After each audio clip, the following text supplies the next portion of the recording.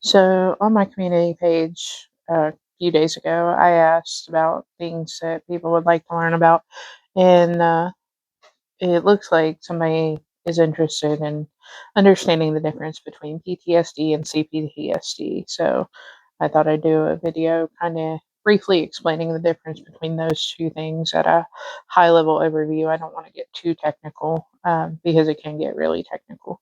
But basically, PTSD happens when you have one in extremely traumatic event, an accident, getting injured. We know soldiers come back with PTSD because of what they've been through. Um, so PTSD is one really bad event. Uh, People who have been SA'd, they frequently experience it. Um, and that's where I think it really starts to get complex because CPTSD is the result of several traumas over an extended period of time, which can also happen with people who have experienced SA and other types of trauma where it is still really, really bad, but it's happened over such a long period of time that it kind of manifests differently.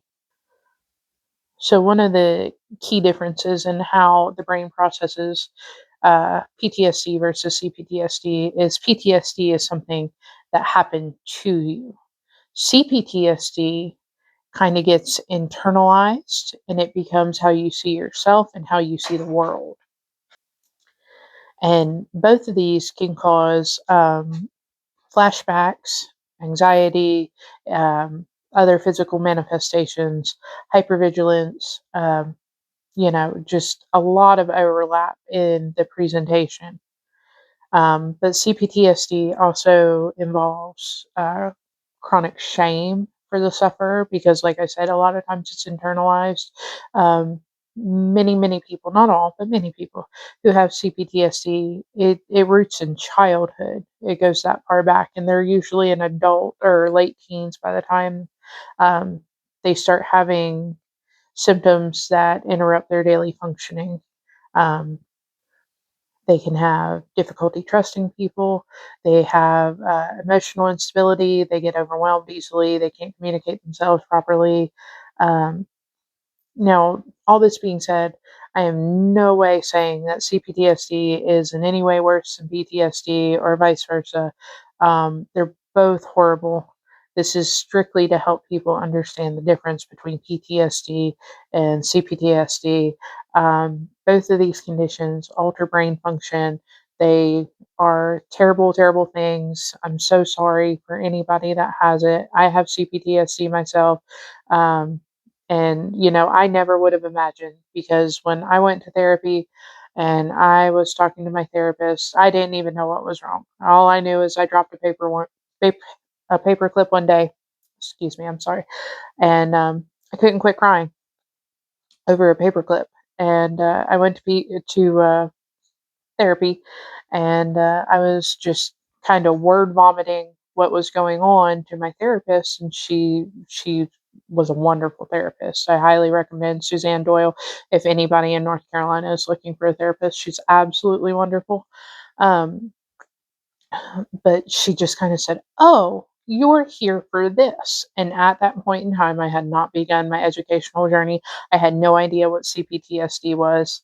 Um, and I was like, "No, I'm not a soldier. I've never been through anything that bad." And she's like, "Nope, not the same." And she really had to break it down for me. And it actually took a while for me to accept that that's what was going on because that was my normalcy. The many things that had happened, that was just an average life to me. And it was very hard for me to accept and address and reprocess some of the things that I had been through. But it turns out that is what was going on. And by working through that with a professional who knew what she was doing, that changed my life. It really did. It changed my career trajectory. Now I'm out to try and do for others what Suzanne was able to do for me. So if you think you might have CPTSD, you think you might know somebody, it's a very, very delicate thing to address. The wounds are generally a lot deeper than people realize. It's not surface level. So be delicate, be respectful, and don't try to do things you're not qualified to do. Um, these are very sensitive subjects, and I just highly recommend uh, seeking out help if you think that this could fit you, and if you think it could fit a loved one, without really delving in, staying away from accusatory statements. Maybe suggest that they talk to an outside person and get an outside perspective. So I hope this helps somebody, and I hope it helped you learn a little bit about the difference between PTSD and CPTSD.